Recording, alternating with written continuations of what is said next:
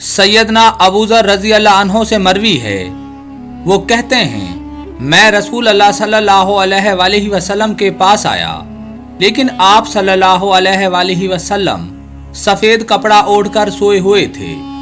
फिर दोबारा आप सल्लल्लाहु अलैहि वसल्लम से बातें करने के लिए आया, लेकिन अभी तक आप सल्लल्लाहु अलैहि वसल्लम आराम फरमा रहे थे।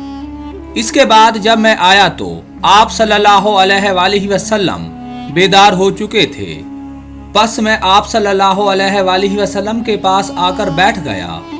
आप सल्लल्लाहु अलैहि वसल्लम ने फरमाया, जो आदमी ला इलाहा इल्लल्लाहु कहेगा और फिर इसी पर मर जाएगा तो वो जन्नत में दाखिल होगा।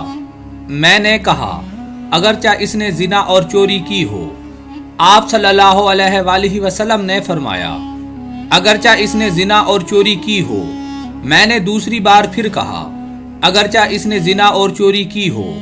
आप सल्लल्लाहु अलैहि वसल्लम ने फरमाया, अगरचा इसने जिना और चोरी की हो। 3 दफा तो ऐसे ही हुआ और चौथी बार आप सल्लल्लाहु अलैहि वसल्लम ने ये फरमाया।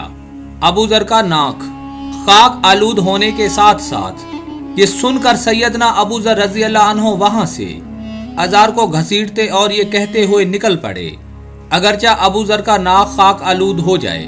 मारूर बिन सवेद ने कहा, मैंने हजरत अबू ज़र रज़ी अल्लाह अन्हो को नबी सल्लल्लाहु अलैहि वसल्लम से हदीस बयान करते हुए सुना कि आप सल्लल्लाहु अलैहि वसल्लम ने फरमाया, मेरे पास जिब्राइल आए और मुझे खुशखबरी दी कि आपकी उम्मत का जो फर्द इस हालत में मरेगा कि इसने अल्लाह के साथ किसी को शरीक नहीं ठहराया, वो जन्नत में दाखिल होगा।